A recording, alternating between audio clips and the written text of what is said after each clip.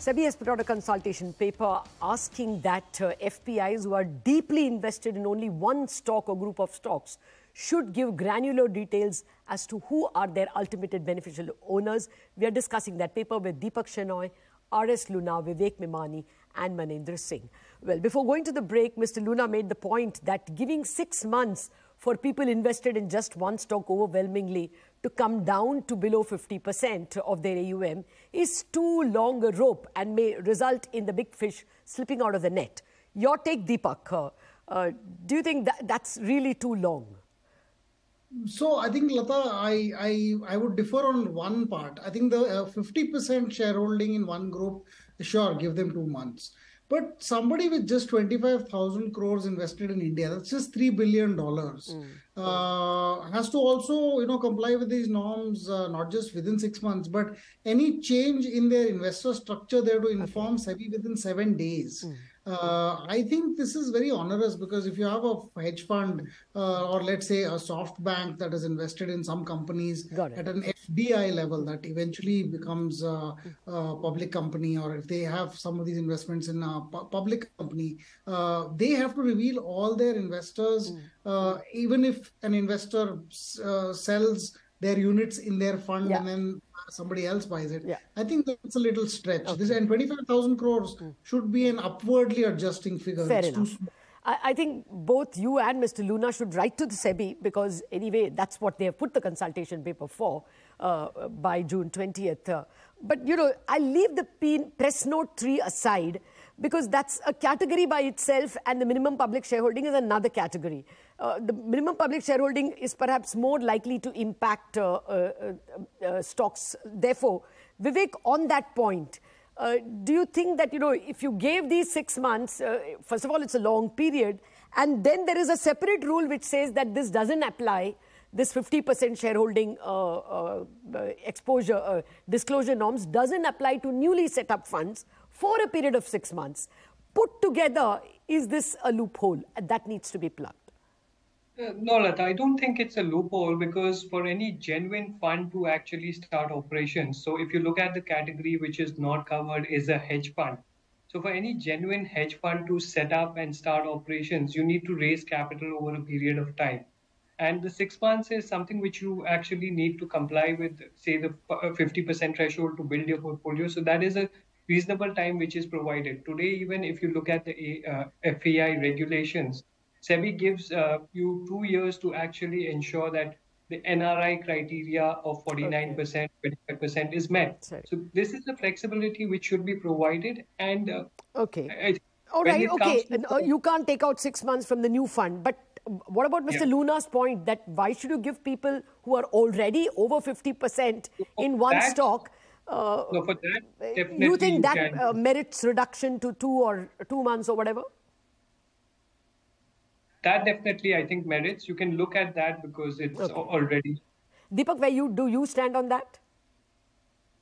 Sorry, I think I missed reducing the already existing overwhelmingly invested funds to bring down their stake in one stock below 50%. Don't give them 6 months, give them just 2 months. Yeah, I agree with that. I mean, I think having more than 50% in one stock or group it's astounding that a fund would do that. But so you can do it. So the motion passes at least for the moment 3 out of the 4th. Manendra, your view? Sorry, can you repeat that question? The same question that Sebi says that if you are already invested over 50% of your AUM in just one stock, that's too much. We give you 6 months to bring it down below 50% or give us all the ultimate beneficial owners.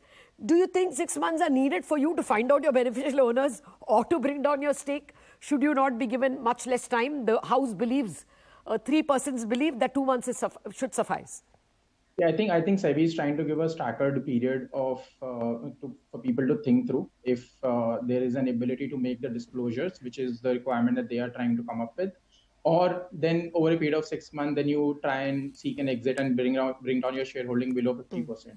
Imagine a situation if it is a very short period also, then it will have some tremendous impact on the share market as well. I think Sebi is trying to slow down the impact that, let's say, if any were to get out of the stock market expert doesn't think there is an impact. Deepak Shenoy, he's a very important person from the stock market. He doesn't think it's going to be disrupted. Manendra, so, I mean, I'm just wanting to know whether... So basically, you don't support 2 months. You think they should be given more time. Is that your contention? I think for any law to be implemented, and there is a reasonable expectation for any person to whom it is implemented, that there should be a reasonable time period for that person to be given to figure out the ways and means to be able to comply with some stringent norms. And this is a stringent norm which is being brought onto the book. No, yeah, you know, you can agree with some parts. I mean, I take Vivek's and your point that a new fund needs to be given 6 months.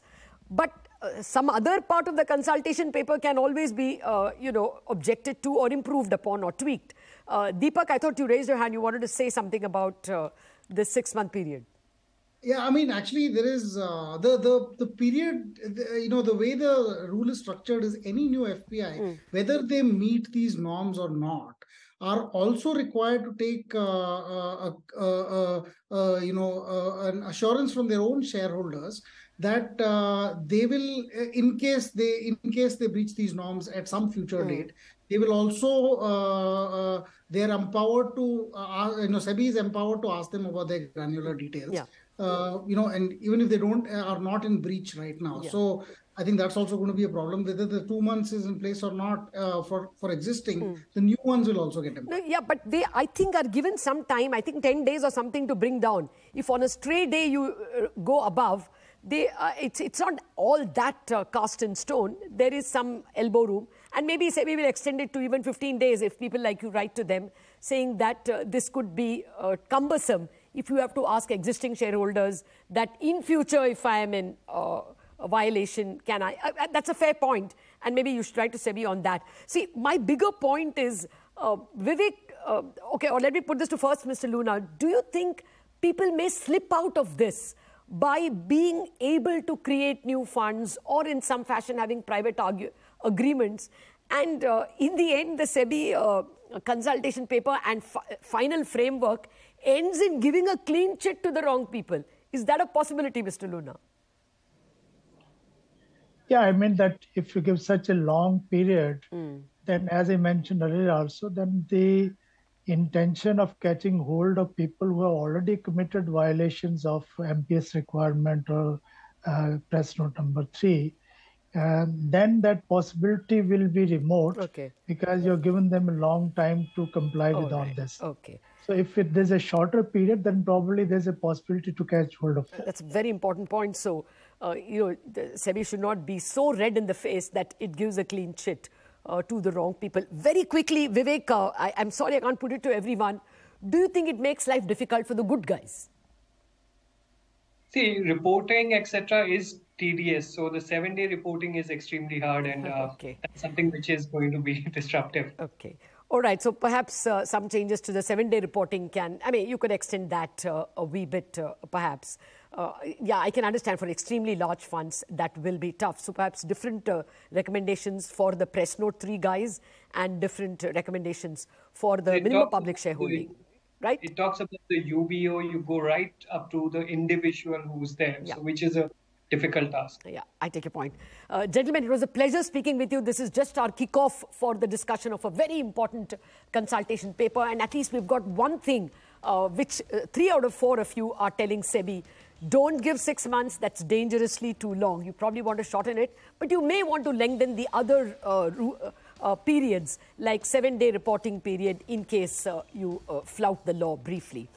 Take a point on that, and I hope Sebi is listening. Thank you very much for joining us in this very interesting conversation on the Sebi consultation paper. Thank you very much for watching. News and updates are lined up for you after a break.